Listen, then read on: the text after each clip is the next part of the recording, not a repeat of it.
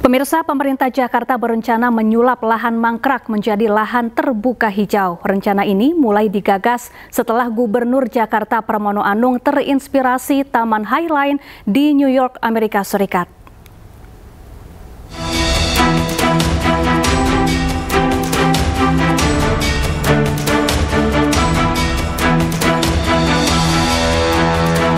Jakarta sebagai ibu kota negara menjadi salah satu kota tersibuk di Indonesia.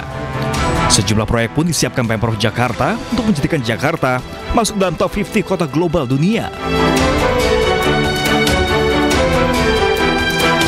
Hal ini diungkapkan Gubernur Jakarta saat menghadiri acara High Level Political Forum di markas besar PBB New York Rabu 16 Juli lalu. Dalam acara ini, Pramono bagikan keberhasilan Jakarta untuk menciptakan ruang publik yang aman dan inklusif bagi perempuan. Sekarang saya lagi ada di Highline New York, dulunya rel kereta, kemudian mangkrak, dan dibuatlah taman di sepanjang jalan di tempat yang mangkrak ini. Dan ini menginspirasi bagi saya pribadi. Saya akan membuat beberapa tempat di Jakarta yang mangkrak akan menjadi penghijauan bagi Jakarta, ruang publik yang terbuka, sesuatu yang bisa bermanfaat bagi masyarakat secara luas. Dalam kunjungannya ke Amerika Serikat, Pramono juga terinspirasi untuk mengubah lahan mangkrak jadi lahan terbuka hijau. Ide ini didapatkan Gubernur Jakarta usai berkunjung ke Taman Highline di New York, Amerika Serikat. Saat ini, Badan Pengelolaan Aset Daerah Provinsi Jakarta mencatat ada 743 lahan fasilitas sosial dan fasilitas umum yang mangkrak di Jakarta. Total luas lahan mencapai 8,6 juta meter persegi.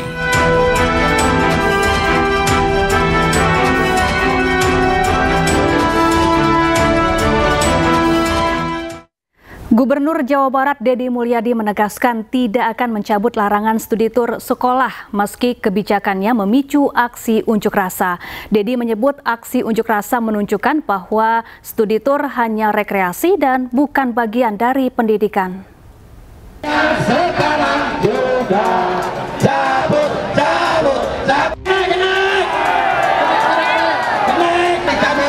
Massa yang terdiri dari pengusaha bus, sopir, dan penyelenggara travel berunjuk rasa di Gedung Sate, Bandung, Jawa Barat. Massa memblokade jembatan di Jalan Layang Pasopati. Dalam aksinya, mereka menuntut pencabutan surat keputusan Gubernur Jawa Barat tentang larangan studi tur ke sekolah. Tidak boleh anarkis. Kita tidak mau. Tahan dulu. Mereka melampiaskan kekecewaan dengan terus berorasi dan mencoba menerobos masuk ke dalam Gedung Sate dengan mendorong pagar. Aksi damai ke Gedung Sate.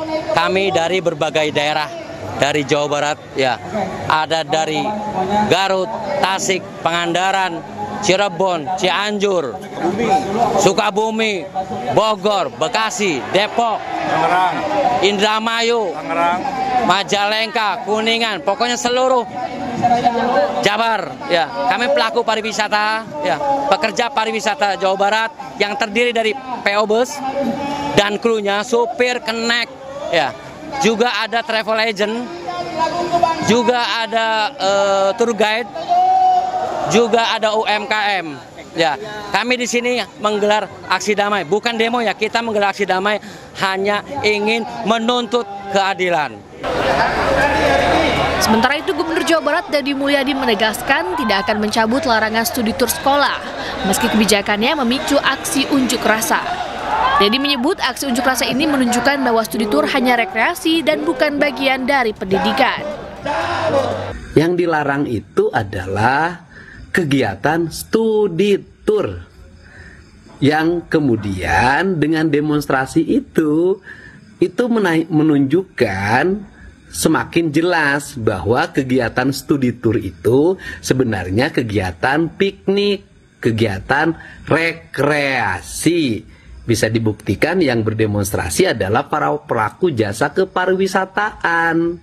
Insya Allah Gubernur Jawa Barat akan tetap berkomitmen menjaga ketenangan orang tua siswa agar tidak terlalu banyak pengeluaran biaya di luar kebutuhan pendidikan. Sementara itu, massa unjuk rasa mengancam akan menggelar aksi yang lebih besar jika tuntutannya tidak dikabulkan. Dari Bandung, Jawa Barat, Ervan David, iNews melaporkan. Pemirsa, sejumlah koperasi merah putih di berbagai daerah bersiap melayani masyarakat desa dengan menyediakan gerai sembako, logistik desa, dan layanan simpan pinjam. Para kepala daerah memastikan harga bahan pokok di koperasi merah putih lebih terjangkau.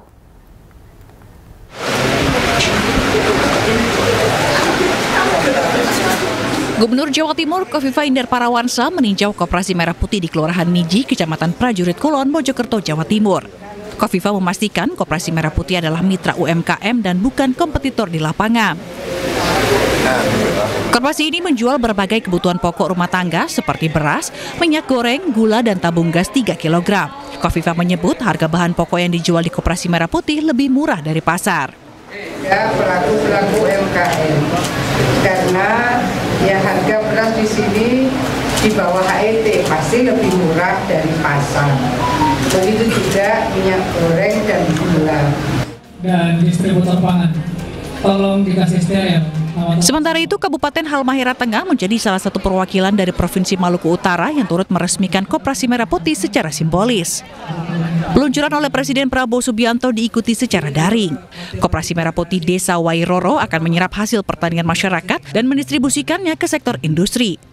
Koperasi ini juga akan mengelola hasil pertanian. Selain itu, harga bahan pokok di Koperasi Merah Putih dinilai lebih terjangkau. Makan rakyatnya. Demand dari 12 komoditi pangan itu demand dari persoalan tambang itu cukup besar. Selama ini para supplier itu masih dari luar. Karena dengan bentuk koperasi ini, Koperasi Merah Putih, maka kita akan menyiapkan dan secara perlahan kita akan beralih suplai pangan ke Gubernur Maluku Utara Shirley Juanda juga menegaskan koperasi tidak boleh semata-mata berorientasi pada keuntungan, tetapi harus fokus pada pemerataan ekonomi dan peningkatan kesejahteraan rakyat desa. Tim Liputan iNews melaporkan.